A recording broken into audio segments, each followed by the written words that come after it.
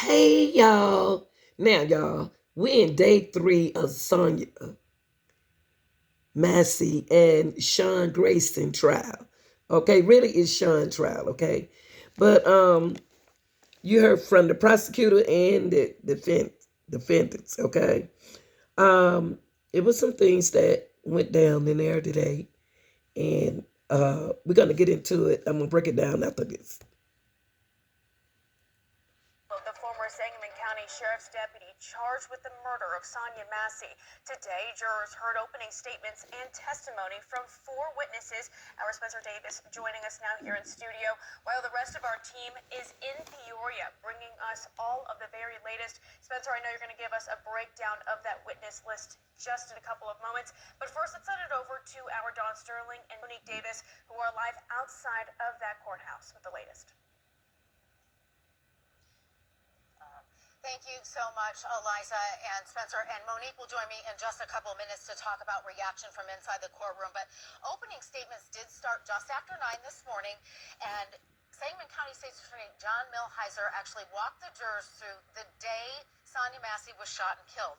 Next up, defense attorney Daniel Foltz addressed the jurors. In his opening statements, he told them, quote, "There is no crime if you decide the shooting was lawful," end quote. Foltz went on to say what happened to Massey was a tragedy, but not a crime. Witnesses called today include State Police Lieutenant Eric Weston, Sangamon County Dispatcher Catherine Barton, retired Sangamon County Deputy Chief Anthony Mayfield. Now, perhaps the most moving and significant testimony of the day and the witness to take the stand was his partner, Deputy Dawson Farley. He was Grayson's partner that night that Sonya Massey was shot and killed. Farley described his relationship with Grayson as a work relationship. He said he did not see Massey as a threat, saying he only drew his weapon because he was trained to back his partner. Farley also... Yeah, I heard that. He was trained to back his partner up, but he did not see that Sonya was a threat to Grayson. See, that's what I'm saying. If you're gonna do a trial, do it fairly. So she wasn't a threat. We went over that, correct? All right. Let's keep going. Testified Grayson told him not to bother getting his medical bag and rendering aid after Massey was shot. The defense focused on the discrepancies between Farley's initial report on July 9th and when he reached out to clarify his statements on August 6th. Grayson was indicted between those dates on July 17th. Now, again, our Monique Davis is coming in now, and she is going to explain to us this emotional day in court, as not only was this testimony, 911 dispatchers, and then also we had his partner. We also saw body camera video. So what was the court like as a whole today, and was it different than Monday? It was definitely different than Monday. So I'm going to start with Farley's testimony. Grayson was staring at him intently. He was kind of fidgeting, but he wasn't as restless as he was the last 2 days. He was taking notes, and there were even times where he would turn around and look at his family. Now, when it comes to the family's reactions, when Farley testified that he wanted to do right by Massey's family and that he was scared of Grayson's actions, members of Grayson's team that was there to support him, you could see them kind of smirking and shaking their head. But when on Massey's side, when Farley testified, they were crying, especially Sonya Massey's cousin, Shadia Massey. Okay, now let's talk about that body cameras. What did Sean watch intently, or what was he doing when the body camera was shown to the jurors? And you said it was unedited. It definitely was unedited, and he looked at the ground and only glanced up maybe 2 or 3 times.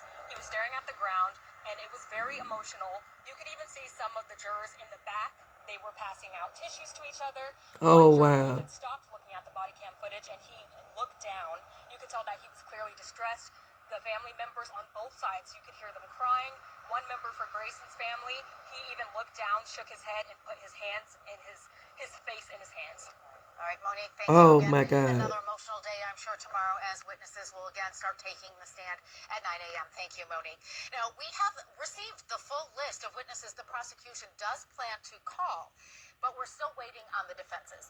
We're bringing in our Spencer Davis now to go over who... 20 and 16 remain after today's testimony, with most having backgrounds in law enforcement. We'll start with those currently serving. 2 lieutenants from the Sangamon County Sheriff's Office may testify at some point during the trial, and 6 members from Illinois State Police with various titles, those right now on your screen. But it's not just current members of law enforcement that are being asked to testify. Now, the prosecution, this is the ISP right there, the prosecution plans to call retired and former members of law enforcement from around the area and across the country. These people include 2 of the state's expert witnesses, coming from Georgia and South Carolina. Retired Sangamon County Sheriff Sergeant Jim Hayes could take the stand, as well as a retired sergeant from Elgin, a retired chief from LaGrange, Georgia, and a current professor who previously served as an officer. The prosecution could also call people that work in various fields who collaborate with law enforcement. The last 4 witnesses work in dispatch, Illinois State Police Crime Lab, and pathology. Is one of the expert witnesses who could be called by the prosecution. Dr. Pattison is a forensic pathologist and performed Sonia Massey's autopsy. 2 additional members of Sangamon County Central Dispatch could testify, as well as a member from the Illinois State Police Crime Lab who could testify about the firearm used by Grayson. Now, this concludes the prosecution's list, and we haven't seen the defense list yet. We'll bring you their list when we get it. Reporting for Fox Illinois, I'm Spencer Davis. Selected to listen to all of this testimony and make the decision has come under scrutiny. It currently consists of 9 white women, 1 black man, and 2 white men. Critics say the jury is not a true representation of the community. Fox Illinois' Emily Jordan breaks down how one prominent organization invested in accountability for Sonia Massey, her death, is reacting to this. I spoke to Dr. Kelly Hurst, the managing director for the Massey Commission, who told me she's disappointed with the final turnout of Sean Grayson's jury. As we've reported, the final jury selection isn't statistically representative of Peoria County's demographics, with a majority white jury. It includes the initial jury pool as well, from which all jurors were selected from. Only one of the jury members is a person of color, including the alternates. The whole reason that we're here is for love of Sonia Massey and her family, and a community that said that that's not good enough for us. To not include their voices is diametrically opposed to what the Massey Commission was formed for, to actually listen to those voices.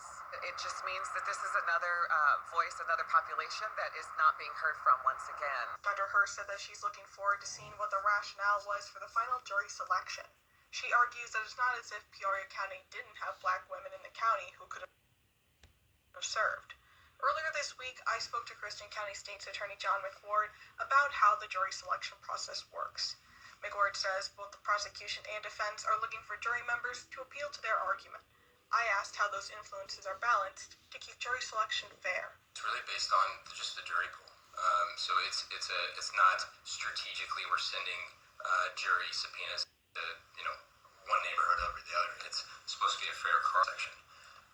Whether or not a fair cross section, we don't know what that's going to be. McWard explains that jury selection is a randomized process, usually based on voter registration data, but it doesn't always guarantee a diverse jury. I'm Emily Jordan reporting. To present to local and state law officials on how that law enforcement can build trust with the community. That meeting runs until 7 tonight at CAP 1908. Now, it's both on air and online.